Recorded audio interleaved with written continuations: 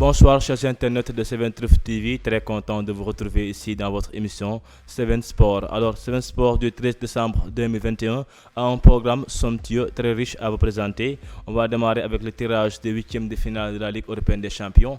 Ensuite, on va parler des résultats des gros dans les grands championnats européens, notamment en France, en Angleterre, en Espagne, en Italie et en Allemagne. On va aussi parler de la lutte sénégalaise avec le verdict qui tombe enfin par rapport au combat Siteu, Papa Sow. Et on va terminer avec la présidence à la fédération camerounaise de football, Samuel Eto'o, qui est élu. On va y revenir. Alors tout de suite, le développement.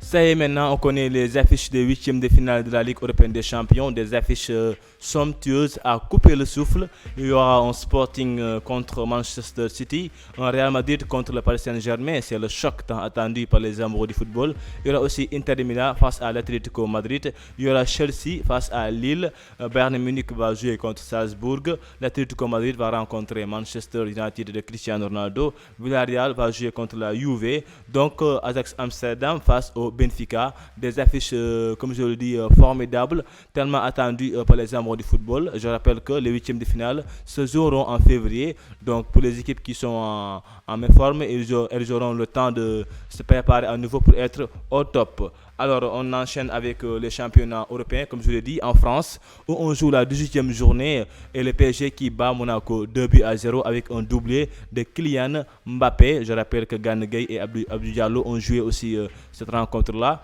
Donc, ainsi, Mbappé atteint la barre des 100 buts en Ligue 1 avec le maillot du Paris Saint-Germain.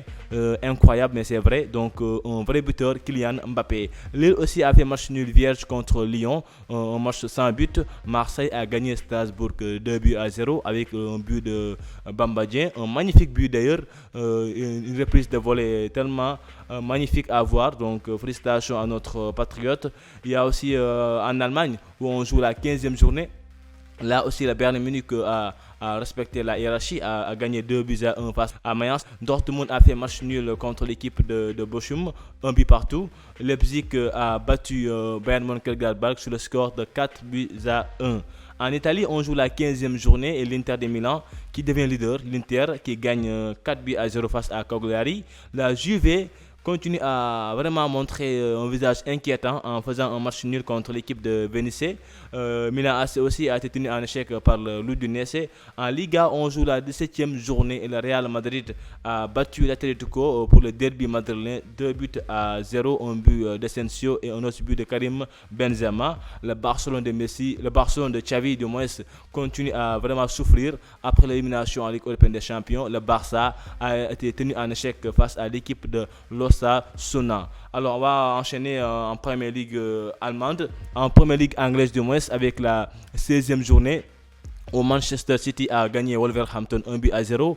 Liverpool a gagné Aston Villa 1-0. Liverpool donc gagne aussi comme tous les autres prétendants au titre. Chelsea gagne Leeds 3-2. Donc Arsenal qui bat Southampton 3-0. Manchester United qui gagne Norwich 1-0. Voilà donc les résultats au niveau des championnats européens de football. Alors on va enchaîner avec la lutte sénégalaise avec Siteu, donc on le sait tous, donc le lutteur de Lansar qui avait un combat de lutte contre Papa Sow. Finalement le combat n'avait pas eu lieu à cause d'une blessure, je l'avais dit lors de notre dernière édition. Finalement le verdict est tombé et les deux lutteurs sont sanctionnés, donc le CNG aussi a décidé de la reprise de cette affiche là pour le 29 janvier donc 2022. Donc il y aura aussi des sanctions à l'égard des deux lutteurs, des amendes de 500 000 francs, mais aussi 3 mois juste pour le tambour majeur de Siteu, Badjili, lui qui avait peut-être, je peux dire, engendré la bagarre entre guillemets qui a amené la blessure de Papa Sow. Donc voilà, finalement le combat va être disputé à nouveau le 29 janvier. Pour le moment, si tu n'es pas d'accord, son staff ils disent qu'ils n'ont plus de contrat avec Pape Abdefal. En tout cas, les jours qui viendront vont nous donner plus d'informations là-dessus. On termine avec Samuel Eto'o qui est élu président de la Fédération camerounaise de football. C'était à Yaoundé le samedi passé, donc sur 76 votants. Donc il a eu 43 voix, donc donc Eto'o, donc a pu convaincre, a pu séduire en tout cas le monde sportif au niveau du Cameroun. Donc il a beaucoup de chantiers, énormes chantiers qui l'attendent avec la Coupe d'Afrique des Nations que le Cameroun organise même en début d'année 2022. Donc il y a aussi le fait de développer le football local au niveau camerounais. Donc je pense qu'il y a pas mal de chantiers qui attendent Samuel Eto'o. Donc Eto'o qui devient en tout cas président de la Fédération camerounaise de football après une brillante carrière footballistique. Il devient maintenant président. Donc toutes nos félicitations à Eto'o. Alors, nous sommes à la fin de l'émission 7 Sport, présentée par votre ami Mohamed Fodé Gassama. À la technique, Timmy le Maestro. Merci de nous suivre à travers les différentes plateformes digitales. Rendez-vous la semaine prochaine, Inch'Allah, pour un autre numéro.